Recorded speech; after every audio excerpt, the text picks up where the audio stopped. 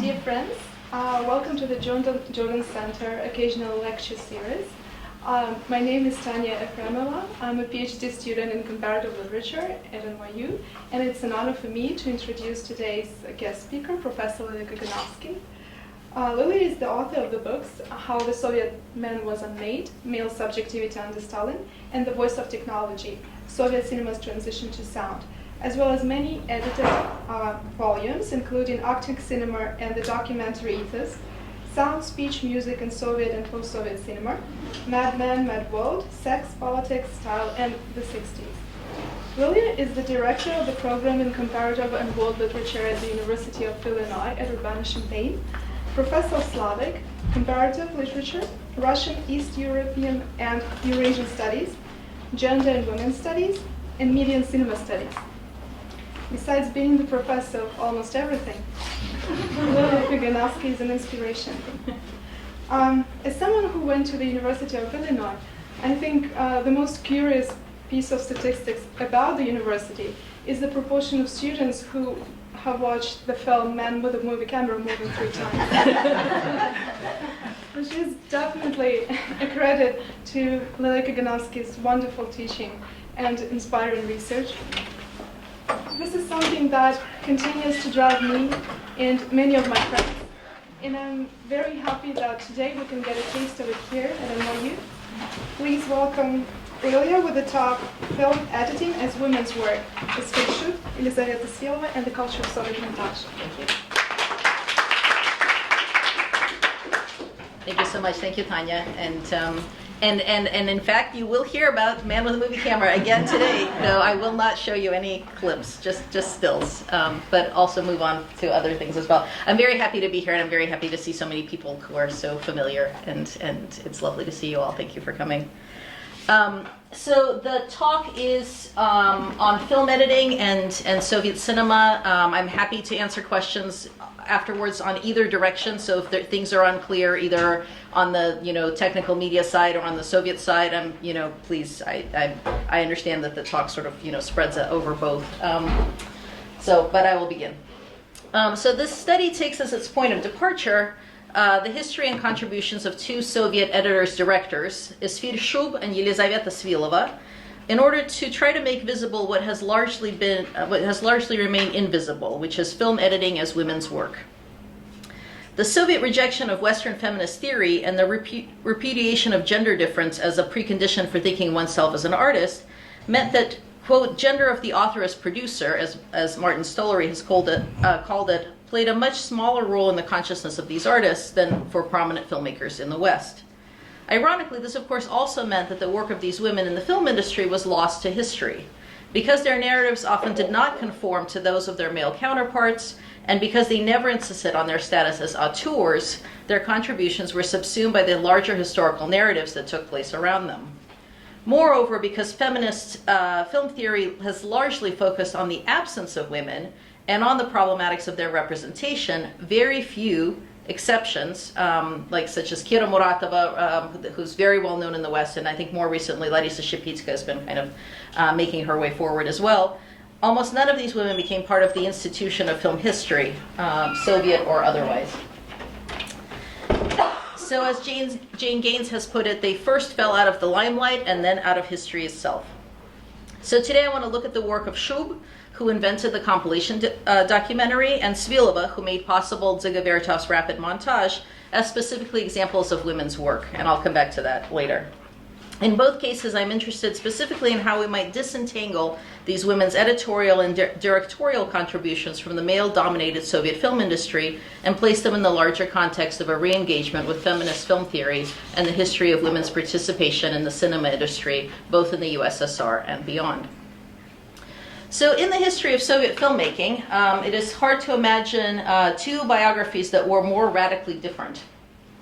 Esfir Shub was born to a well-to-do Jewish family in Ukraine in 1894 and grew up surrounded by artists, writers, and theater directors. Her education took her from the Institute for Higher Women's Education in Moscow to symbolist circles, constructivist evenings, and an apprenticeship in Vsevolod Meyerhold's revolutionary theater. There she met poets Alexander Blok, Andrei Bely, Konstantin Balmont, the writer Fyodor Sologub, and others. She was a close friend of avant-garde filmmakers such as Sergei Eisenstein, Dziga Vertov, Alexander Davzhenko, the revolutionary poet Vladimir Mayakovsky, and the socialist realist writer Alexander Fadeev. She was a welcome guest at the house of the writer Alexander Ertel and at the residence of Osip and Lilya Brik. A picture taken by Rodchenko shows Shub with the artist Varvara Stepanova at an evening of the constructivists, with Rodchenko's poster for Vertov's Cine Eye visible right here. My pointer is not visible, however. Well, I'm trying to point. It's like way up there. Come back. No, it's not visible. It's in the right-hand corner. But here you go. Here's the poster you were supposed to be seeing in the corner. She traveled to Berlin with Vertov, edited films with Eisenstein, spent evenings talking about the future of Soviet art with Mayakovsky. From 33 to 35, Shub supervised the Montage workshop in Eisenstein's class at Geek, which is the main cinema school in Moscow. She remained at Goskino until 1942, when she became the chief editor of News of the Day, Novosti Dня, at the Central Studio for Documentary Film. During the war, she edited newsreels and continued to teach Montage at Geek when the school moved to Almaty on the Black Sea. Her closest friends in the world were Eisenstein, Pudovkin, and Vertov, and the critic Viktor Shklovsky. And this is one of my favorite things. So this is a shot from Man with the Movie Camera, in which Shub makes a cameo appearance, which I think almost nobody talks about. This is during, if you're interested, this is during the sports sequence.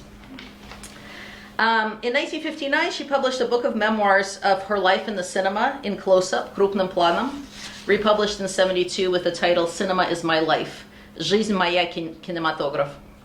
Over a substantial career in the cinema, she passed away in 1959, Shub directed over a dozen films, and while Esfir Shub may not be a household name, it figures in many biographies and film histories. As Vlada Petrich claims, along with Olga Preobrazhenskaya, quote, Esther Shub was the most outstanding Russian woman filmmaker of the silent era. In contrast, Elizaveta Svilova is almost entirely unknown. Born in Moscow into a railway workers' family in 1900, she began apprenticing in the film industry at the age of 12. Think about that, 12.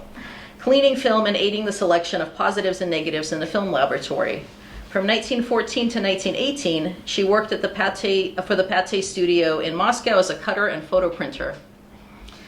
In 1918, Svilova moved to the Department of the People's Commissariat of Education, this is Narkompros, to, quote, nationalize the film industry. And in 1922, she was managing the editing workshop at Goskino, the state cinema organization. It was there that she met Dziga Vertov and thus began their lifelong collaboration. And this is the two of them looking at the same poster for Kinoglas.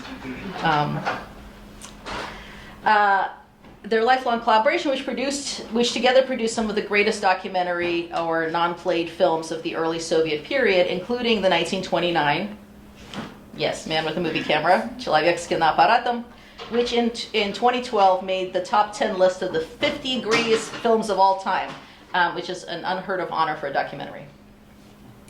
Between 1939 and 1956, Svilova directed and edited over 100 non-fiction films and newsreel episodes, including such significant World War II documentaries as The Fall of Berlin in 1945, co-directed with Yulia Reitzman, and it won the Stalin Prize in 1946, Auschwitz in 1945, and the Nuremberg Trials in 1947, which she co-directed with Roman Carmen. Upon Vertov's death in 1954, Svilova changed her name to Vertova Svilova and retired from the film industry to dedicate herself to the preservation of Vertov's memory and archive. Thus, her own role in the Soviet film industry is overshadowed by the larger-than-life presence of her husband, despite the fact that Vertov himself frequently referred to his lifelong collaboration with Svilova and included sequences of her editing in his remarkable Man with a Movie Camera, and much earlier in Kinopravda 19, which I will come back to at the end of the talk. In 1970, Svilova, in collaboration with Ilya Kaparin and Semiramida Pumpianskaya, released a re-edited version of Vertov's 1934 Three Songs of Lenin in an attempt to restore the work to its original form. Alongside it, she also published the book Three Songs of Lenin and compiled a festschrift, Dziga Vertov Through the Eyes of His Contemporaries, to commemorate Vertov's contribution to Soviet cinema. It is largely because of Svilova's efforts to preserve his archive that Vertov is remembered today as one of the greatest Soviet avant-garde filmmakers, rivaling even such grandiose figures as Sergei Eisenstein. So she left behind a significant filmography, not to mention the hundreds of films and newsreels that she edited without receiving on-screen credit. And yet, in her memoirs of the period and of her long friendship with both Vertov and Liza Svilova, Shub mentions her only once, in a note about cameramen and directors who worked with Vertov in the early days of the Kinoks. But then again, in her memoirs, Shub never mentions her own husband, constructivist artist Alexei Gan, who perished somewhere in the Far East. So what is interesting to me about these diametrically opposed biographies of these two women is that they both started out as editors and then became directors second. And it is their skills with specifically montage, cutting, rhythm, and tempo that first makes them indispensable figures for the newly emerging Soviet film industry. Together, their work shows us why we need to pay closer attention to women's contributions to Soviet cinema and to world cinema more generally. And while their roles as editors help to shift our focus away from the director-auteur, always already conceived as male, in another direction. So in the formative early years of cinema, and here I'm, whether we're talking U.S., Western Europe, USSR, editors, or cutters, as they were originally called, were often women, and unlike the professions of director or cinematographer, editing was always considered suitable for the female sex because of its similarity to sewing, weaving, and other forms of female handiwork. The job was tedious, requiring workers to sift through enormous quantities of filmed footage by hand to find the shots that worked best and then put them together in optimal ways to tell stories. And because the work was low-paying and considered menial and monotonous, akin, in fact, to knitting, women and usually young women, just out of high school or with little or to no professional training, were considered ideal candidates for the job. Similar to France and Germany, so the Soviet film industry employed them as assistants or cutters. They're called monteuses in French, right? So again, feminine, and die Kleberin in German, again, feminine, right? So already by definition, sort of, presupposes that they're going to be women. And they were responsible for splicing the dailies together and helping the director, who was also the main person in charge. Soviet film directors, in fact, typically edited their own films, and for the most part, they were men. While fleeting references in memoirs and visual evidence from photographs taken in Soviet cutting rooms suggest that it was often women who performed the auxiliary role of editor. Thus, the overall invisibility produced by gender inequality that erases female presence and relegates women's work to secondary status was also exacerbated by the fact that both Svilova and Shub were trained as editors first. In other words, they occupied a role in cinema primarily handled by women and designed from the first to be invisible. Even without the conscious erasure of the editor's work through classic Hollywood's invisible or continuity editing, the role of the film editor in the Soviet film industry was to support the vision of the director, particularly when that vision was as radical as the work of Soviet montage. As director Semyon Timoshenko wrote in 1926, quote, "Exposed footage was not itself artistic. It only becomes so when arranged into a whole." The final word on that arrangement was the director's, which is why it makes sense that throughout the 1920s, for example, Svilova's title on Vertov's films was always assistant editor or assistant to the director. Her role was to make Vertov's rapid montage a reality, but without infringing on his artistic vision. Shub's career in the cinema, on the other hand, looked much more like the careers of the male directors around her. The fact that we know so much less about her than we do about her close friends and fellow filmmakers Eisenstein and Vertov is in many ways the result of gender bias stemming from both the historical circumstances in which she worked and our own gendered memories of that history. As Stollery has noted, while Shub's practice of authorship conformed to the avant-garde ideal of author as producer, much more so, in fact, than Eisenstein's or Vertov's, from an industry perspective, her films could only be perceived as, quote, an extension of the type of work usually performed by invisible, uncredited women. So, like many early Soviet filmmakers, Shub started out in the theater, and this is another Rodchenko photograph of her.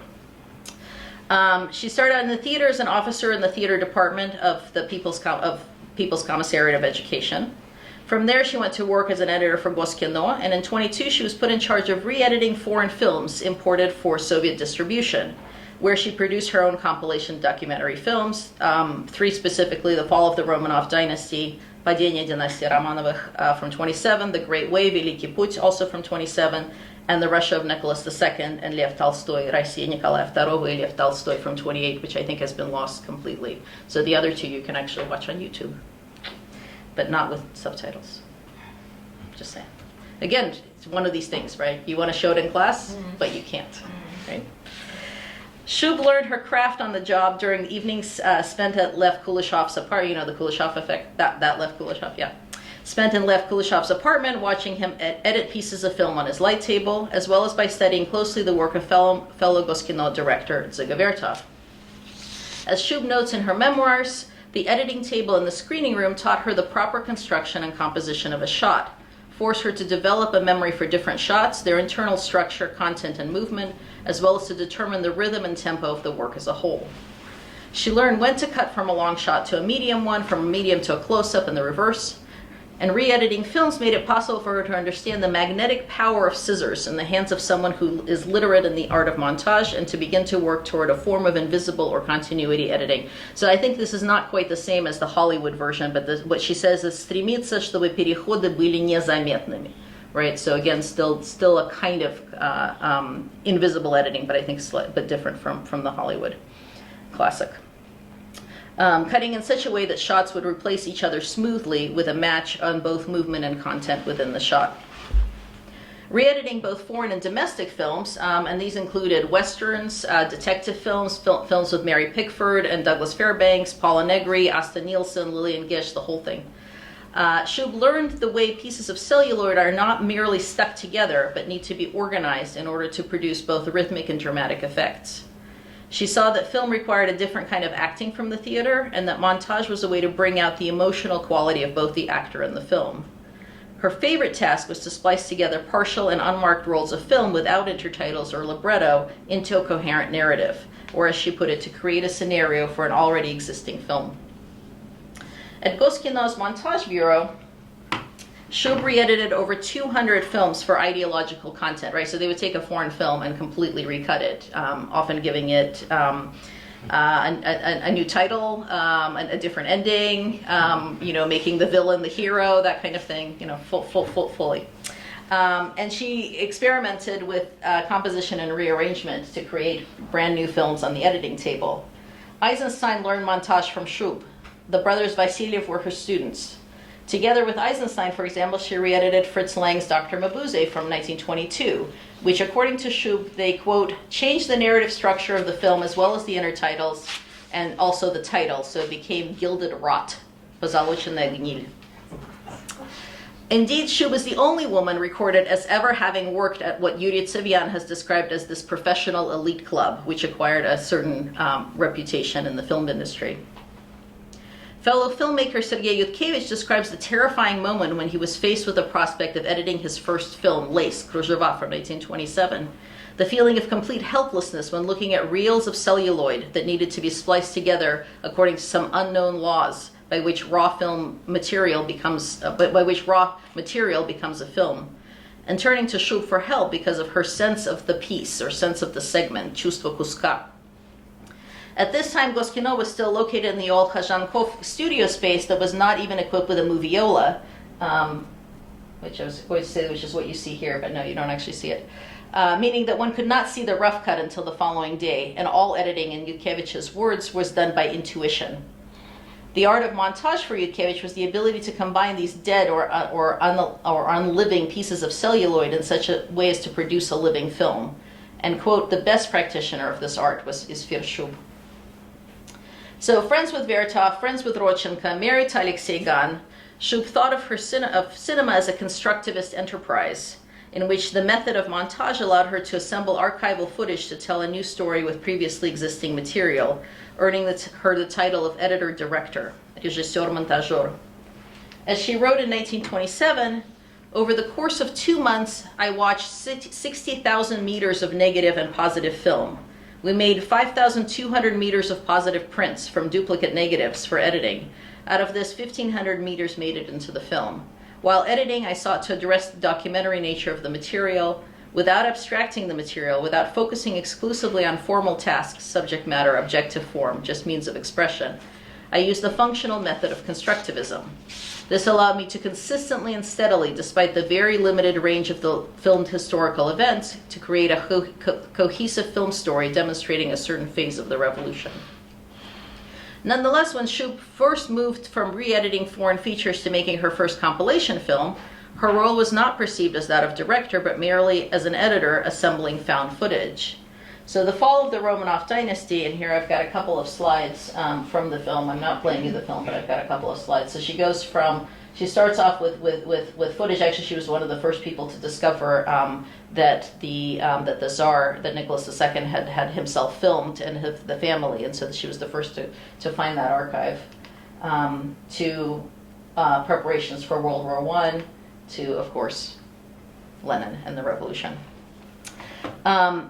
When the fall of the Romanov dynasty was originally released, it was released without giving Shub on-screen credit, and Mayakovsky and Eisenstein both had to step in to insist that the film carry her name. The head of Goskino, Ilya Tranin, understood Shub's work as that of a basic cutter gluing together pieces of film shot by others, a work that, quote, anyone could do. It was in fact Shub's authorial invisibility, as Stollery has called it, that made her work truly revolutionary. The process of locating, sifting through, compiling, reshooting, reframing, enlarging, matching speed, action, and movement within the frame of pieces of film originally shot by many different cameramen, all of this Shub did in order to produce a coherent and fluid narrative that told the story of the years leading up to the February Revolution, with documents that had been made for an entirely different, if not opposite, purpose. To make successful compilation films, which are called montage films in Russian, montajные filmy, Shub needed to edit not just for artistic and ideological consistency, but also for differences in style, quality, film format of film stock, and speed. All this was necessary to achieve visual wholeness. A great deal of unacknowledged creative labor went into the production of this film document, made largely with secondhand materials. Shub's Fall of the Romanov Dynasty was the first of the three compilation films she made during the 1927-1928 season. As Mikhail Yampolsky has noted, Shub thought of her work as similar to that of an engineer who would construct a new building or machine from already existing parts, a kind of ready-made cinema or reality at second hand, in which the archive takes precedence over individual vision. But fellow filmmaker Grigory Kozintsev put it a different way. In a 1972 documentary, Esfir Shub крупным планом, Esfir Shub in close-up, Kozintsev stressed that for the first time in her films, history becomes the star, герой, of cinema. For Shub, he notes, montage was not the mere act of gluing pieces of film together, nor was it merely a way of telling a story. Montage was a way of thinking, of thoughts expressed on the screen. Монтаж не как склейка, монтаж не как способ рассказа, монтаж как ход мысли. The length of an edited sequence became one of her main formal achievements. Her reliance on found footage and her use of long takes was seen by critics as a way to restore authenticity to the film document and to connect with the masses, allowing for contemplation and closer examination of film material. And Stollery has this theory that, following Ian Christie, that we used to describe Soviet film history as Eisenstein versus Pudovkin. This was before 1968. And then since then, we've been describing it as Eisenstein versus Vertov, sort of post-68. And he proposes that we actually describe it as Eisenstein versus Shub. And, it's an interesting thought, right? And we might think about the way that, obviously, film history has been shaped by certain kinds of conventions, inflected by historically constructed gender distinctions that govern the stories we tell about people and events. So, for example, we might look once more at the famous picture of Eisenstein on the throne of Nicholas II. The picture that, as Stollery notes, vividly encapsulates the tension around the authorship within Eisenstein's biographical legend. The photograph taken during the making of October in 1928, of the, quote, stumpy director sitting across the Tsar's throne in the Winter Palace, dressed in what appears to be workman's overalls, demonstrates Eisenstein's position vis-a-vis art and authority, both reveling in it and gently mocking it at the same time. As Eisenstein's biographer Marie Stettin has claimed, quote, with a mock gesture of His Majesty waving his hand, Eisenstein ordered photographs to be taken of himself in his role of iconoclastic emperor of the new art form. But as he sat on the throne, his short legs did not touch the floor. Defiantly, he flung his legs over the arms of the throne and was photographed again. But another photograph, made while Eisenstein and Shub were both working on their anniversary projects to commemorate the 1917 revolution, shows a completely different picture. Eisenstein huddled next to Shub in one of the palace chairs, surrounded by the detritus of imperial power, now being used as props for films, the two of them smiling and hugging. This is not a picture of His Majesty the director, of the author as auteur, but rather of two colleagues and friends catching a break from work. This is a snapshot rather than a portrait, reproduced nowhere but in Shub's own book of memoirs, where she writes about her life in the cinema in the context of all of the male artists by whom she was surrounded. The picture forms part of the collective nature of her work in the cinema, of her non-insistence on herself as an author, of a conscious self-fashioning that was not about that particular form of self-promotion. But historically, it also means that while the picture of Eisenstein has been reproduced from biography to biography and serves as the image of the artist's genius, Shub's remains hidden. It is only by looking into the archive, into the memoirs that still remain mostly untranslated, that we can see that she was there too. So a similar logic of collectivism and invisibility haunts the work of Elizaveta Svilova.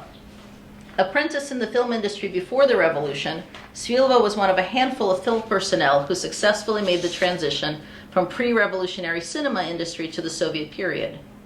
Even more than Shub, she was trained entirely in editing. She began her career as a photographic printer and editor at Pathé, moved up from film cleaner to negative cutter to editor. In 1919, she participated in the nationalization of the film industry, and from 22 to 24 was the chief editor at Boskino. In the late 20s and early 30s, she worked as assistant director at Mezhraprom and at Vuvku. And from 40 to 41, acted as the director of Soyuz Kinochronika, a Soviet film newsreel production company, and from 44 to 45 as the director of the Central Studio for Documentary Film. Her filmography lists many directorial assignments, and as Annette Michelson has put it in a strangely somewhat roundabout way, quote, "She's an outstanding example of the interesting development and realization of careers for women in a cinematic tradition which was grounded in aesthetically innovative and politically revolutionary era." I have not yet unpacked this quote. I do not know what it means. In 1919, working for the film committee of the People's Commissariat of Education, Kinokomitet, on Malognikovsky Lane in Moscow, Svilova met Dziga Vertov, the eccentric young director who had jumped from the second story in order to test the capabilities of rapid filming, and who was already working full-time on Kino Nedelya, Cineweek newsreels, and developing his theories of the kino eye. The story, told by Svilova in her memoirs, is that one day she found Vertov wandering the halls of the Kinokomitet in utter despair over the fact that none of the montage girls, montajniцы, were willing to edit the newsreel to his specifications, throwing out the 10 and 5 frame bits of film he had given them as useless. Svilova, quote, "took pity on the artist, and a relationship not only of editor and director, but of wife and husband was born." While Svilova's own account consistently downplays her contribution, Mikhail Kaufman, that's Vertov on the left, Svilova in the middle, and Kaufman on the right. He was Vertov's brother and a main cameraman in the 20s, and I apologize for the Film Museum photograph. I have not yet paid for rights for it. So Mikhail Kaufman suggested it was precisely her joining the Cine group that made it possible for Vertov to achieve his ideas about montage. Working with different temporary editors, montajniцы, again feminine, whose job was limited to gluing together pieces of film, Vertov could not hope to achieve the kind of filmmaking he was already advocating. The difficult task of mastering and developing a film language needed the help of a permanent and fully committed comrade in arms. He calls her a saratnik. And this is the role that Elizaveta Svilova came to play. She supervised, organized, and translated Vertov's ideas into a finished product. As Yuri Tsivian has argued, quote, "Svilova made Vertov's montage madness a reality." As Kinopravda developed Vertov in 1958, its crew grew. Svilova mastered the new alphabet, Kaufman developed into a first-rate cameraman, Belyakov became absorbed in the problem of expressive intertitles, Every day something new had to be invented. There was no one to teach it. We were on an untrodden path. Fellow documentary filmmaker Lilya remembers Svilova as always sitting at the editing table in a well-illuminated corner of a dark basement, while Vertov paced the halls, looking at this or that individual piece of film, periodically snatching a shot and handing it to her with the words, "half a meter, 15 frames." But he also recalls the first time he met them during the location shoot of the village of Pavlovska-Luzhetska for Vertov's first feature film, Kino Eye, from 24. They were walking down the wide village street, Vertov, Kaufman, Svilova, looking at everything with interest. Vertov and Kaufman were, quote, dressed elegantly in their leather jackets, while Svilova was dressed simply, blending in with the village girls. A Russian working-class woman, Svilova could easily disappear into the background, and her role as comrade in arms made her virtually invisible to the uninformed eye. Yet what I think is notable about Kapadian's brief account here is the fact that in opposition to his claim that Svilova was always to be found at her editing table in a well-lit corner of the basement, she was clearly also present at location shoots, and that her role as a kinok meant that she participated in the selection of material to be filmed as well as the material to be edited. Pumpianska confirms this, noting that Svilova was often present at a shoot because Vertov relied on her eyes, in the way that she saw things. Vertovу нужны были ее глаза, как она видит. In fact, she knows he often photographed them. And indeed, part of the difficulty of disentangling Svilova's contribution from Vertov's lies precisely in this lack of difference between the roles that they played. Just as Vertov often went on location to supervise the shooting of his films, Svilova was responsible for collecting and sorting through archival and other sources for usable material. And while the overall ideas behind the films were Vertov's, their execution depended as much on her skills at the editing table as that of the cameraman who shot the footage she carefully assembled. Vertov recalls the dark and damp basement of Tverskoy Boulevard, where they sat continually hunched over bits of film, writing, quote, "The author-director of Kinopravda bundles Comrade Svilova into his short fur coat.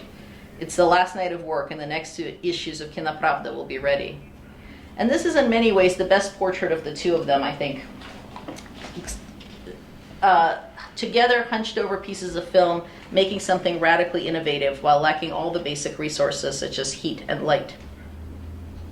As Vertov's career in Soviet cinema waxed and then waned, Svilova's career took on an independent existence, though without ever severing their partnership.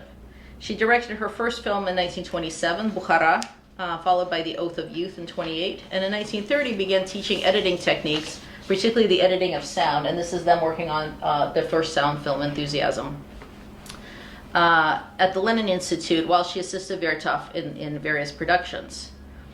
For all of Vertov's films, Svilova performed a unifying function. She was, quote, responsible for the overall aesthetic, pace, and form of the films, while receiving almost no credit for it from the outside world. As Vertov wrote bitterly in his diary in 1934, Comrade Svilova is the daughter of a working man who died at the front in the Civil War. She has 25 years of work in cinema and several hundred films under various directors to her credit. She can claim among her achievements the creation through many years of effort of a film heritage of Lenin. On the 50th anniversary of Soviet cinema, when all her students and friends were rewarded, Comrade Svilova was used as an example, punished and with conspicuous disregard, and received not even a certificate. Only a serious offense could justify her lack of recognition, yet Comrade Svilova's only crime is her modesty. Despite becoming, as Vertov notes a few paragraphs later, quote, the best editor in the USSR, Svilova's overall invisibility to both Soviet authorities, but also to film history, is perhaps one reason that her appearances in Vertov's films, and most notably in his 1929 Man with the Movie Camera, have garnered so much attention. While the film is, starting from its title, explicitly focused on the cameraman and the act of filming, critics have frequently turned to the depiction of Svilova editing as the moment of its clearest self-awareness, the moment when the film consciously breaks down in order to demonstrate the mechanisms of its production, of the arrival, as Jean-Louis Baudry has put it, of the instrument in flesh and blood. Throughout the film, images of Svilova editing are meant to align with images specifically. So this is obviously from Man with the Movie Camera of the importance of the cameraman and the slightly voyeuristic gaze. Throughout the film, images of Svilova editing are meant to align with images of specifically female labor, from cutting hair to manicuring nails to sewing. This is editing as women's work, as Judith Main has put it, in the sense that what we're seeing is not only films being put together, but specifically the conflation of editing with traditional women's craft. Main's argument is that Man with the Movie Camera, almost despite itself, aligns gender with class and segregates men and women into the traditional roles of active and passive. Thus, for example, she compares the sequence of Kaufman with a camera to those of Svilova editing, noting that while the cameraman is out in the city, filming and braving great feats to do so, the female editor is confined to the private space of the editing studio and shown editing pictures of mostly women and children. She notes that in the editing sequence, quote, film strips are cut, looked at, classified, but never fused together. This is actually not true. This is somewhat true of the first sequence in which we see Svilova sift through, cut, and sort into categories the various pieces of film, which will become Man with the Movie Camera, but which will also serve to create the kind of film archive that Vertov was advocating for throughout the 1920s. But it is not true of the second sequence, which precisely pairs Svilova's task of gluing and assembling the final film with women painting nails, similar in use to of a small brush for delicate work, cutting hair to cutting strips of film, and sewing, splicing film together. This sequence is yet another example of the visual analog between the woman's body and the body of the film, demonstrating the way Svilova and Vertov conceived of editing as a haptic bodily experience. It reminds us that throughout Man with the Movie Camera, and here it might be important to recall that, in fact, of course, the Russian title is not Man with a Movie Camera, but Person with a Movie Camera. It's Человек, right? It's not Mushina. The woman's body is fused with the body of the film, starting with the early sequence in which the female dancer's blinking eyes are intercut with the opening and closing of the window blinds as she quickly opens and closes, with the quickly opening and closing of the iris of the camera. And ending, of course, with Svilova's blue eye superimposed on Kaufman's camera lens. Indeed, if we compare the shots of Svilova editing in Man with the Movie Camera to those in the 1924 Kinopravda 19, we might note how the earlier sequence informs and complicates the later one. And I will show you that sequence in just 1 second. Titled The Camera Race from Moscow to the Arctic Ocean, Kinopravda 19 is one of a series of Vertovian newsreels structured as cine races that culminated in his 1926 feature film, A Sixth Part of the World, Шестая часть мира.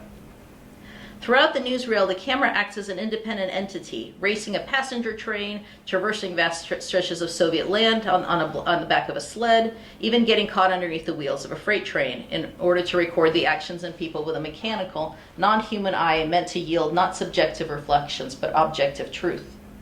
But what is vital for this analysis is the fact that Kinopravda 19 ends with a self-reflexive turn that anticipates the famous editing sequence from Man with a Movie Camera, concluding with a sequence of shots of Svilova at the editing table, sorting through the negatives for Kinopravda 19. Right? So it goes completely, meta. The final segment of Kinopravda 19 is introduced by the title Selections of Negatives for Kinopravda 19, and followed by shots of Svilova at the montage table, presumably in that one well-lit corner of the dark and dank basement on Tverskoy Boulevard. As she turns on the light to illuminate her work, we recognize a younger Svilova sorting through the negatives, which in this case are not of women or children, but of a train rushing past, people moving through the city, of factory smokestacks, and the like. And I will play you the sequence and then come back to it.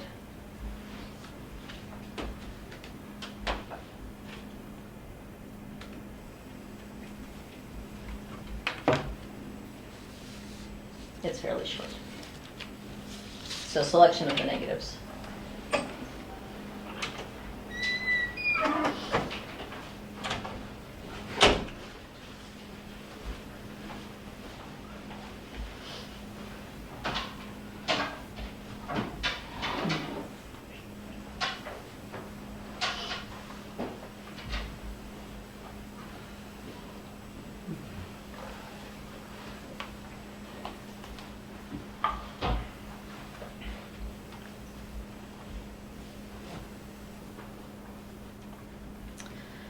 The sequence includes rapid cutting and superimposition between shots of Svilova at work, sorting rapidly through the negatives, with shots of the film strip running across the light table. This contrasts with already familiar shots from the newsreel the viewers have just watched, providing them with a negative image, black and white reversed. The emphasis here is on Svilova looking, on the bodily experience translated into perception.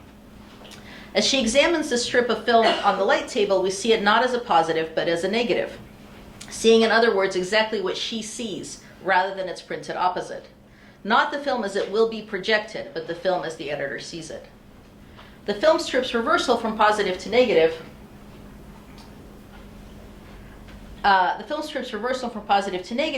forces us to confront the materiality of the filmmaking process, documenting the moment of its own production.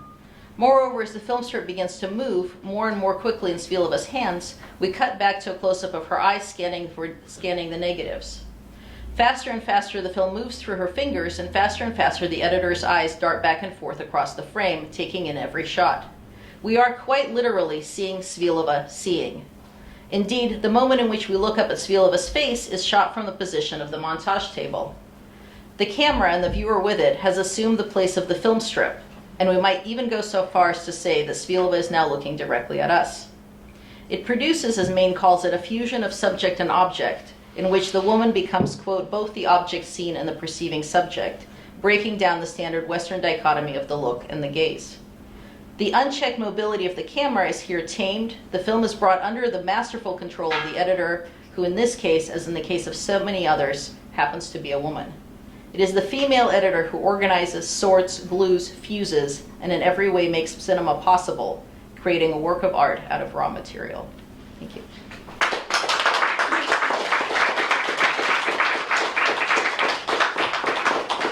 Thank you very much, Lilya. We'll have some time for questions.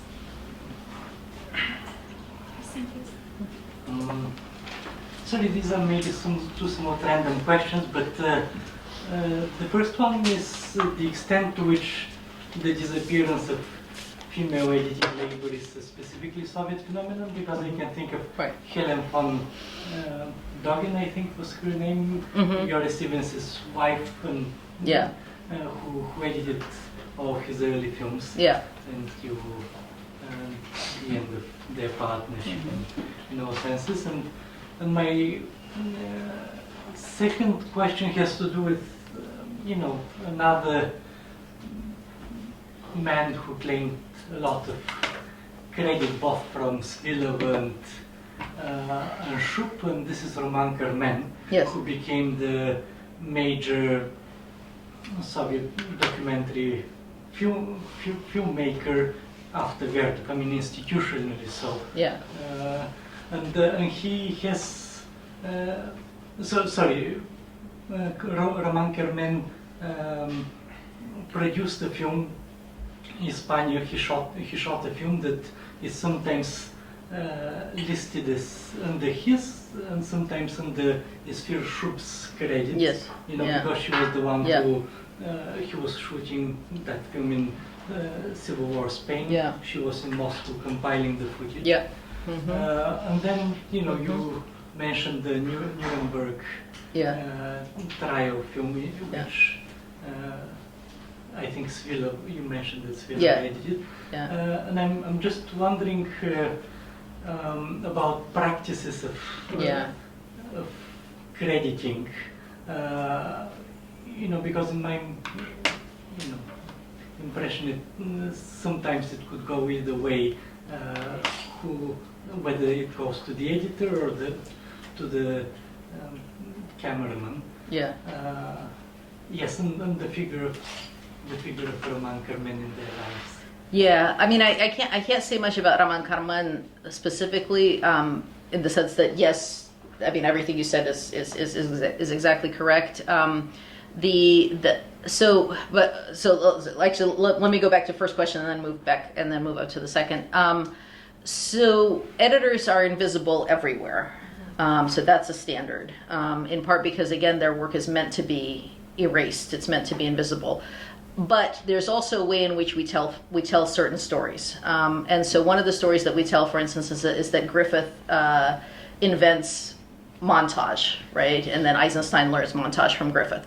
Well, Griffith doesn't invent montage, right? Actually, his editor invents montage. Actually, his two editors who are married to each other, who are male and female, invent montage, right? Or make possible what he wants done. The same thing with, with Hitchcock, right? Hitchcock takes all the credit for everything, but actually it's Robert Burke's doing the cinematography that, enables the vertigo shot, right? Et cetera, Edith Head's costumes, right? So cinema is always it's always a much bigger production and involves many more people making it possible. The difference is that even before auteur theory comes, kind of to explain this all in the West, the Soviets already, the strength of the director was so powerful that everyone else got sort of erased. And so Phil Cavendish is one of the people who tries to sort of come back and say, look, it was always actually the director and the cameraman, right? It wasn't just Eisenstein, it was Eisenstein and Tissé. It wasn't just Pudovkin, it was Pudovkin and Golovnya, right? There were always at least two people involved in what then became the film.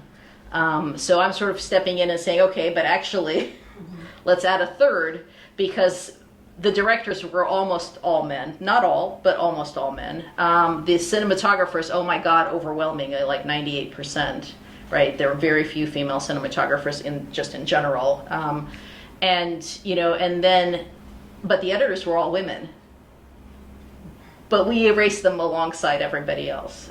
So this is sort of so I'm working at, kind of with both of these things simultaneously, both trying to think about cinema not just from the auteurist perspective, so kind of decenter it a little bit in that way, but then also decenter it from, by trying to bring back the work of all of these women. The problem with Carmen, etc., is kind of the status of documentary and what happens to documentary cinema by the time you get into the 30s and the 40s in the Soviet Union. So then, so Shub sits in Moscow and Carmen and gets these pieces of film that she then puts for España. Gets these pieces of film that she then puts together. It's not, by this point, she doesn't have all that much power anymore, or status, although she's still well known and still kind of is a major figure, but she doesn't, so she's sort of director, but sort of isn't. I think actually Svilova, makes it as director a little bit more, although again, she mostly works as an editor and mostly uncredited for all of these newsreels. But in part because the newsreel itself and the documentary film itself becomes this sort of montage film, but in the worst possible way, right? Somebody sends you footage, you kind of put it together and then send it out into the world. So it becomes less artistic as we move through the kind of the Stalinist period. So that's, so there's why, so Carmen is all over this as well, but he gets to go out in the field because he gets to have a camera and they don't. Yeah, Tony. Yeah. Great talk, Lilya. Very elegant, very interesting in all sorts of ways. I just wonder whether the sort of the central theoretical issue that you're really talking about is collaboration. Yeah. Rather than, so I just wonder, what do you think about that? Yeah, I mean, I think the problem is that, yes, I think that's completely true. The problem is like talking about haptic theory. There's a way in which, collaboration is feminine. By definition, women collaborate, right? Right. Men become genius artists. So there I sort of start to run into. This is essentially what Stollery says. He says, basically the thing about Shub you have to understand is that she was doing all this stuff. She was completely erasing herself as an author. Right. This is what made her a better avant-garde artist than the rest of them, but it literally erased her from film history as a result. Yeah, but that's another way of getting at this. At least one part of the project is in general, cinema is collaborative. Right. It's not one guy in a room writing or one woman in a room writing. It's actually, it takes a whole crew. And it's not just that, but that Yeah. in writing about cinema, 99.9% of what we write about it ignores that. That's Yeah.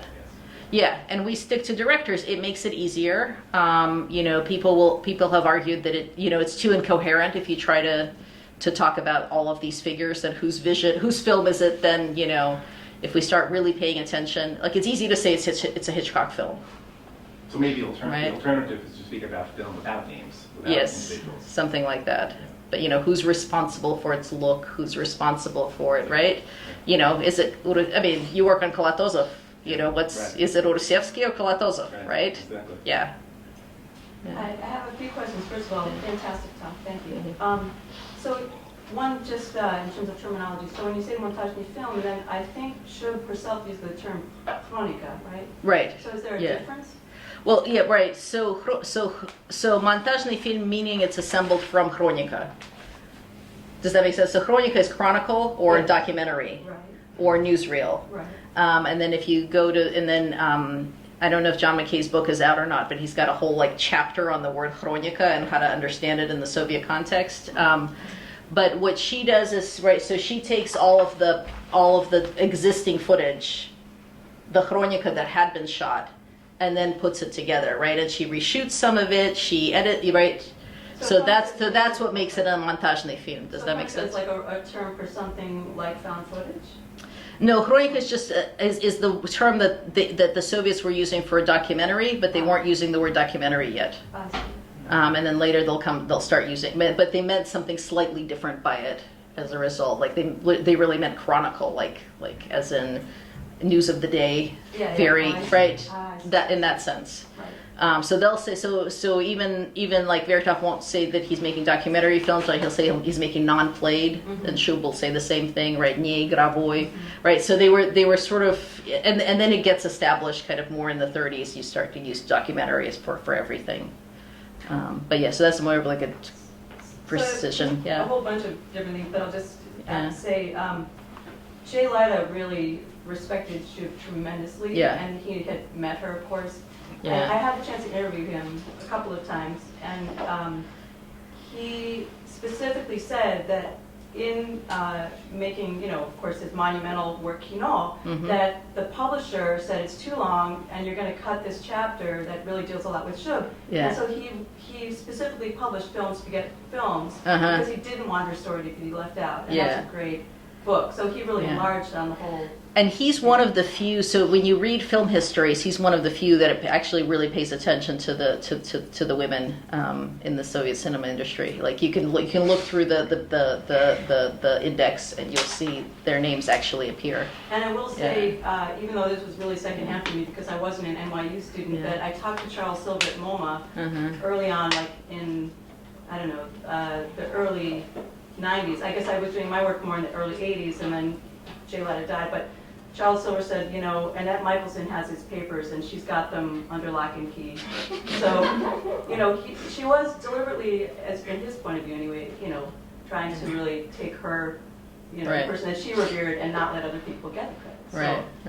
Right. One other Yeah. thing, really quickly, in terms of people's, relative status, and in terms of whatever, Stalin did, in terms of what you were allowed to talk about or who you were allowed to praise. I mean, I know that in her book, I remember she does, even though it was already 59 when it got published, I guess, Yeah. right? But she calls him novator, which Yes. is like already maybe, I don't know how, Yeah. do you view that as kind of daring? Sorry, are you Sure, calls who Novator? Vertov. Oh, Somewhere Yeah. in Yeah. Planum, Yeah. Yeah. And I wasn't really able to, I'm not Yeah. a native Russian speaker, I was Right. doing it very laboriously, but I noticed certain things like that. So just in general, in terms of, what carried through, not just in terms of what prizes or awards, but when you say, for instance, that by the time of Hispania, she didn't have much control, is that part of it? That she also was denigrated because of being more of a formalist in some way? I don't actually know, and I need more time in the archive to kind of dig around that. It's not entirely clear what happens. She seems to she's around, but she seems to not have that. And she's around, everybody knows her, and yet she doesn't seem to have that much work, but not in the same way as Vertov, right? So you don't read, so there's no account of them all shaming her, in a big public meeting of, 200 workers of cinematography, that kind of thing. And yet something, and it's not because of Alexei Gan, who's already gone, who's already disappeared by this point. Like it's not entirely clear what happens. And the problem is with all these biographies, even if they were published after Stalinism, they still are so censored and edited that you can't quite. You can try to read through for the gaps, and but we don't quite have the But probably talking to more people in Russia will eventually. Her grandson lived in Israel. Yeah. At least at one point. Just one thing Sorry. really quick. Yeah, and then yeah. But I did read or heard at one point that how did it go? gone, apparently Shub, because of course she taught, as I said, editing, and there he was getting to already make up Jabber and everything, even though he sort of, She was supposed to, she was supposed to be on, exactly. yeah. And Gon, so both Alexa Yeah. Gon, Yeah. you know, said what was the deal. You promised she would get to be an assistant director, and so in a way, I think the idea was that then she went on to do the trilogy because that was some way that she could be doing her own project. Yeah, and it was a way for her to transition from precisely just editing everyone else's films to doing to doing her own. Yeah, absolutely. You had a question, yeah.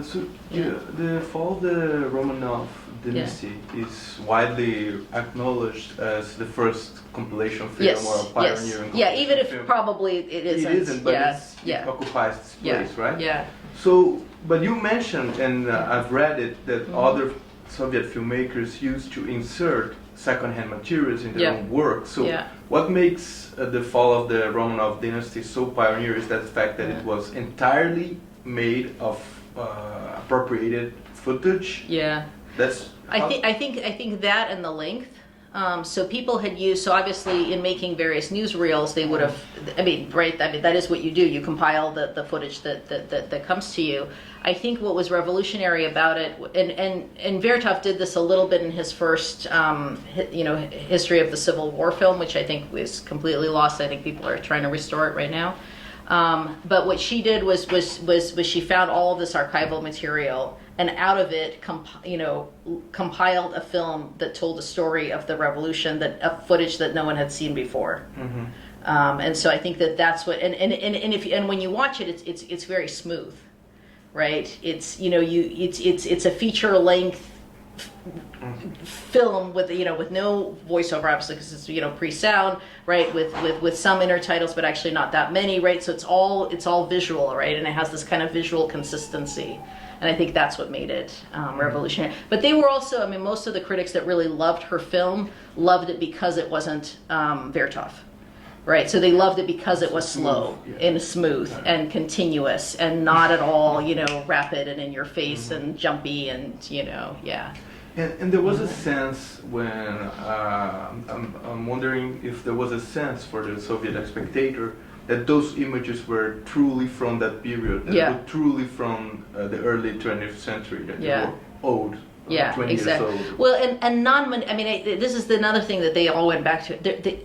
Even though she obviously manipulated them in order to get them all to be smooth, etc., but they seemed authentic. They seemed non-manipulated. They seemed like she was just showing you exactly the world as it had been, without, again, this kind of intervention on the part of the individual vision, right? Yeah. So I think that was all part of of why. Yeah. And this is kind of a naive question, but it's just striking to me that this erasure of the editor and of the female labor of editing, that it takes place in almost exactly the same way in the Soviet Union and the West. Yeah. There's nothing about socialist sort of ideology that mitigates that. Right. And that's just very striking to me and very interesting. And also, I was just curious, how ideologically committed were these two filmmakers? Oh, very, at least initially, yeah. I think God accuses Shub of being overly ideological and hanging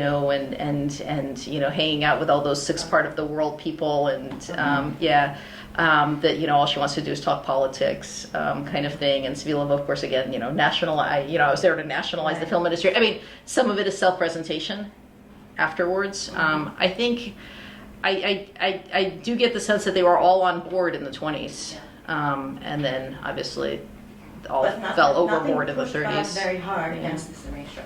Nothing about that ideology. No. One of the things that I'm kind of facing with this project, and this is very much in progress, is, and I even had this in the original version of the essay. I call it, the Soviet Union was kind of declared itself feminist from the start, and then Natasha Drubek came back and said, well, I've written this whole thing about how feminist is the wrong word, so you have to take it out and do something else. So the stance is very egalitarian. The reality, not so much, and yet I think that because the stance is so egalitarian, then they sort of then everyone decides, okay, well then gender doesn't matter. Right. But I would think that labor would matter. Yeah. the labor. of The that. labor should matter, right? So why not get credit? Yeah. Yeah. So this is, I mean, this is something that I'm coming back to. Yeah. Yeah, EK. I have a methodological question. Yeah. I'm just wondering what kind of challenges you come across when you're trying to create some kind of visibility for the absence of the subject matter that you're dealing with. Because it's something that's so crucial. I was asked by Jane Gaines in the past to write a paper on Esther Ng, and her films does not exist at all. Right. So we have to create a story for her because not only she's absent, but her work is also absent. So what kind of challenges do you have? No, I mean, precisely that. So first figuring out who was even there to begin with, and then how many traces you can actually find. Surprisingly, sometimes more than you think. So I was convinced until about 2 weeks ago that Lilya Brick's film "Стеклянный глаз," the glass eye, did not exist. Then I discovered that no, actually it exists in the archive. And then I discovered no, actually it exists on YouTube. It's just but it's embedded in a program. So So that's odd because literally everyone's always treated it as a non-existent film, but actually it's still there. So again, a lot of this, and this is, I think, Gaines makes this point, and other people have recently been making it too. Feminist film theory was so invested in the absence of women, right? So invested in saying they weren't there, that we haven't actually paid attention to the ones who were there. That's the work that hasn't been done, and it certainly hasn't been done for Soviet cinema at all. Almost nobody has written on these people, but there was a kind of there was a moment where we wanted to insist that we've been left out, right? And so no one paid attention to the fact that actually, particularly silent cinema, there were lots and lots of women in various, both behind the camera, in various roles behind the camera, not just stars. As directors, and then it all shuts down. Actually, in the 30s is when you lose most of the female directors. It's when all the jobs get really segregated. It's when it becomes very, very hard to be a female cinematographer. But again, there's still exceptions to all of that. So archives, memoirs, like trying to get through to. So Svilova leaves nothing. She leaves a book about Vertov, but she doesn't leave a book about herself, right? So then I read the Vertov book for any mention of her, right? By people who are writing about Vertov. Well, okay, but as they're writing about Vertov, what do they say about her? That kind of thing, yeah. And then people do on-screen credit stuff, and like literally we'll watch all of the films to see if where they can get credit.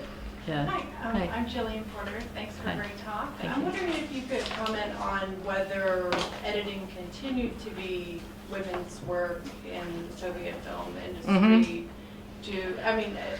Are these just really the two most prominent examples? But there are so many others. There's so many others. Yeah. Yeah. Is there anyone else that you would highlight as another notable? There is, and I'm blanking on her last name. Her name is Vera, and she was the main editor at the Guardian Film Studio, and then went on to do so pre-revolutionary, and then after. I believe Natasha Rabchikova has just written an essay on her. So there are, I'm going to say Popova, but I don't think that's quite right. But it's something like Vera Popova. So there were others. So all of the montajniцы were women. How true that is still, I don't know. So I don't know at what point that changes or doesn't change for the Soviets. For Hollywood, usually if you watch, still most of the editors are going to be women, but I think it was probably more prominent sort of first half of the 20th century than second half. Again, because these are roles that women could have in the cinema as opposed to others, right? If you went to film school, you probably weren't going to become a director. And do you have the sense that women, as they began to get other opportunities to have other roles, their role in editing became less prominent? Or actually, do you get the sense that there were greater opportunities for women on the production side, or post-production side, besides in editing, and then that kind of dried up? Yeah, no, I think I don't have enough answers. I don't have enough information to give that an adequate answer. I think that, so I know that a lot of women who study cinematography go into documentary because they can be, because it involves a smaller crew, and so they can both film and edit and direct, and then they don't have to work with men who usually don't want to work with them. So I know kind of on the cinematography part, but I don't know the history of what happens to the female editors. And what, I mean, I don't know. I just don't know. Yeah, but it's a good question. Yeah.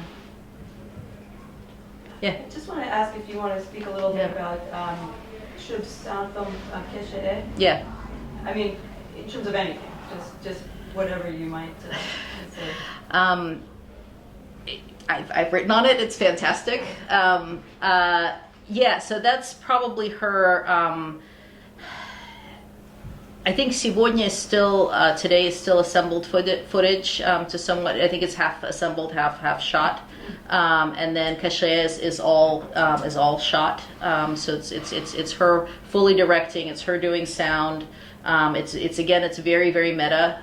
It's very self-conscious about sound use and displaying its sound equipment, and I think it's quite fantastic. I think of it together as with enthusiasm with Vertov's film, and how differently they handle sound and the sound material in the two of them. But so this is the film from '32, which she filmed at a hydroelectric plant. And it's called Komsomol Leader of Electrification, and it's about electrification and about the building of a hydroelectric plant. There were a lot of films about hydroelectric plants, because that was the main sort of industrial projects of the early 30s. So she films in Donbass, and she films in Armenia, and she films and she goes inside. She has this fantastic sequence of dancing light bulbs. So she for which Popov, who's a very well-known composer, less known than Shostakovich, but of that same period and schooling, he writes a waltz, and so the light bulbs literally begin to do this kind of dance where they, you're nodding your head, you've probably seen it. Right, so they begin to circle each other, and then she does this thing where she dissolves the sort of the light bulb in and out. It looks like it's really good, but it's also long and unwieldy and never shown, and exists without again with very few subtitles. So it's interesting because it is an awkward film. Whereas one thing that you were saying about smoothness, though, when you look at Roman. The first of the compilation, the trilogy of compilation films that's silent. One thing that I find that's a very interesting, maybe, I don't know whether one of the people writing it, contrasting Shub and Eisenstein is talking about this, but she does have a really individual sense of irony. And I find that that's one of the refreshing things, is that she's very low-key in her humor, whereas he's very bombastic, he's very slapstick, and she's completely the opposite. And so it seems smooth, but then it's like this understated joke that happens a few times in that film. It's really to do with the writing combined of the intertitles.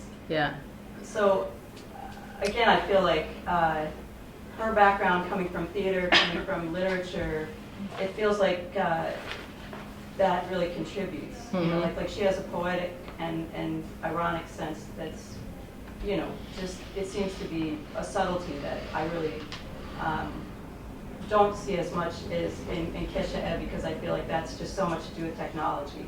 Yeah, I mean, I think that also probably, got made very quickly. Right. Whereas I think she actually had some time with the Romanov film in particular, but all of that. I think there was even though they were also commissioned for anniversaries and things like that.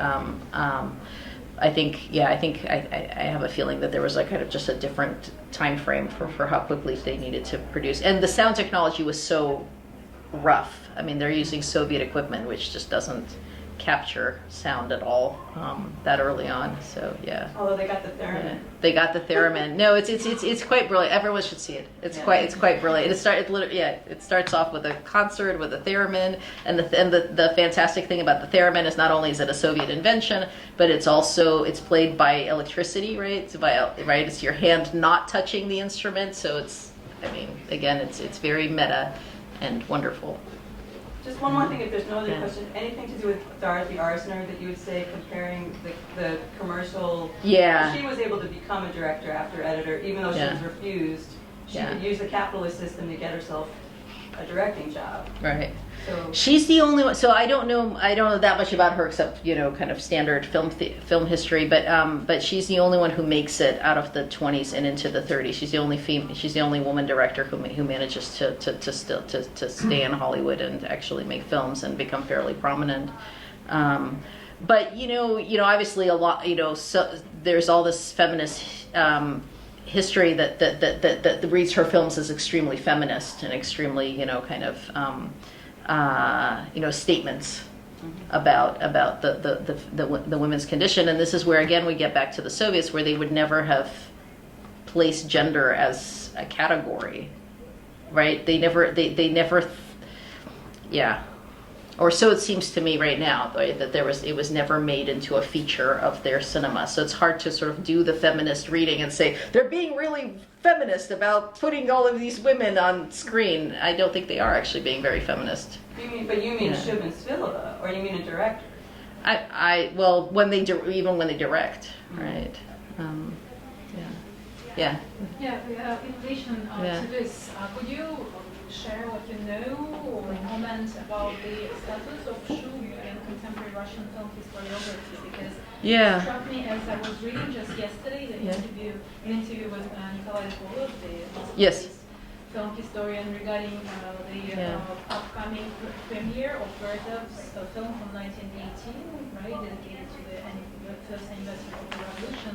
And Zvolov is saying it corrects the wrong impression that the first ever found footage film, right? And then he also mentions this image of Vertov giving out in the set, so what should we call it, the shop floor, the film factory, giving out footage to film editing women, right? So the Tsar, cinema is giving out footage for workers to, to work with it.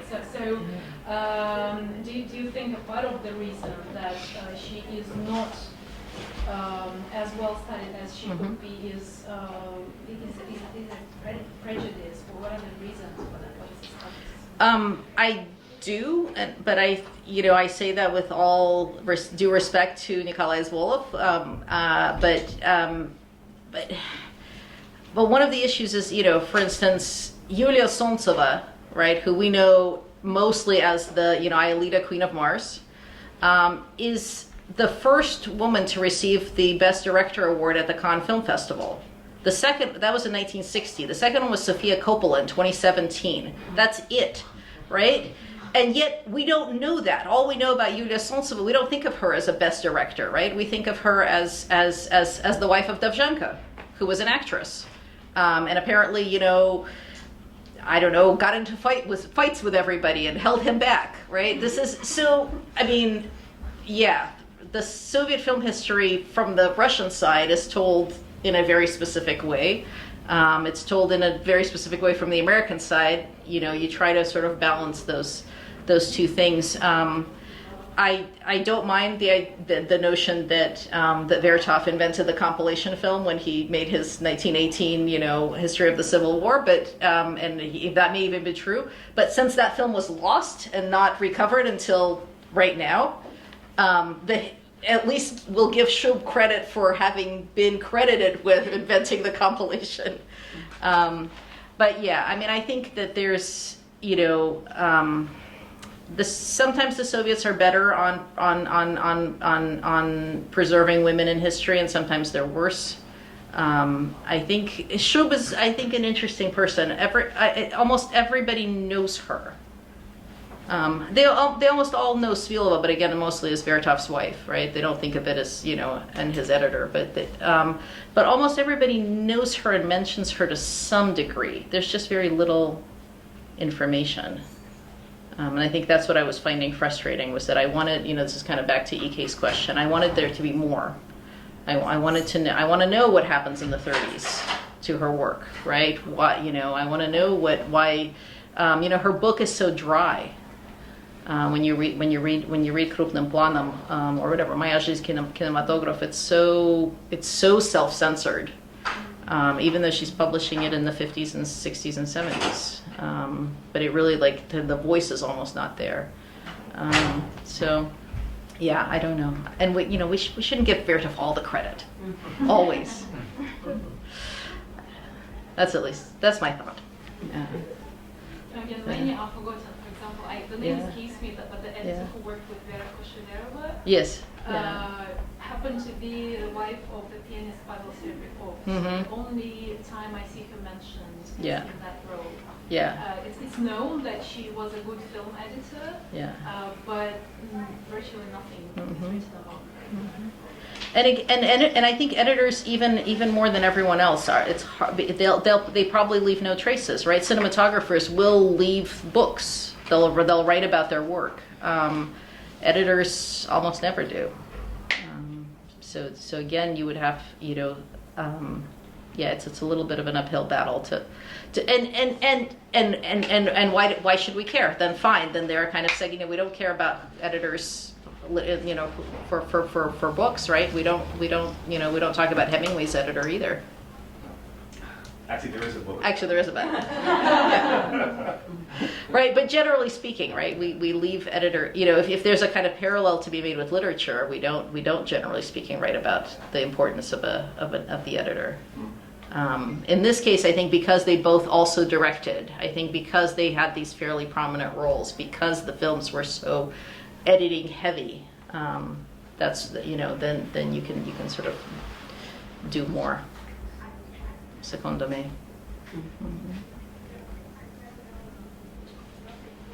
Okay, thank you so much. Let's thank Lilya.